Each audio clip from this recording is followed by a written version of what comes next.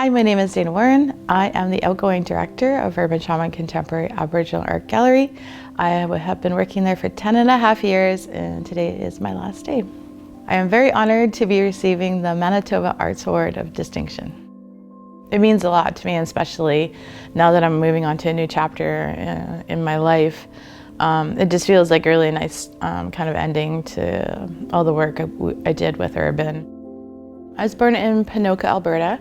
I'm from Treaty 6, but I was given up for adoption when I was just a little baby, and I ended up moving up north to a place called Valley View in Alberta. I tried to get into art classes throughout grade school, and I just never could. For some reason, they were just too full, or it just wasn't the right time or whatever. So I didn't really get into art classes until I was probably about grade 10 to 12. And so I remember that the Emily Carr was doing the scouting, when they go around the schools and ask people to come around or, try to invite students to apply.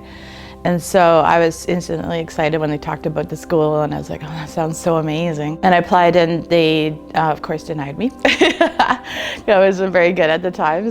And so I ended up applying to Malaspina University instead and got into their art course, and I took my first year there. And then once again, Emily Carr came back on the scene. I applied for both photography and the studio program, and I went for the interviews, and 2 months later they had accepted me into both programs, and so I decided to go into the studio program at Emily Carr. I feel like it's my job as a curator to make the artist's job easier, because the artist has done so much work to get to that point when they have their show. So when they're bringing in the work and we start installing, I want it to feel effortless for them, and that they have so much other things to worry about once the show starts. And so I think the one that challenged me the most was the Walking with Our Sisters tour that came, mostly just because there was a lot of protocol that we didn't know how to handle, because trying to do something to acknowledge all of the missing and murdered Indigenous women and girls.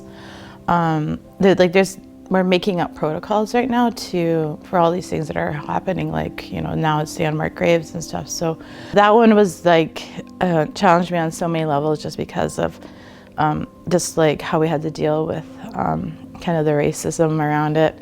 It was such a heavy topic, and it really kind of wore the staff and all the participants out, just because it's such heavy subject matter and the emotions around it. It's always so refreshing to hear kind of feedback where people who kind of give testimonials about Urban, and they just love Urban, and I'm like, you don't even live in the city, but you love Urban, which I think is such a really cool idea. So my hopes and dreams for Indigenous art, I really think it's already happening. Just the fact that artists are really kind of speaking from their cultural history, their own cultural knowledge.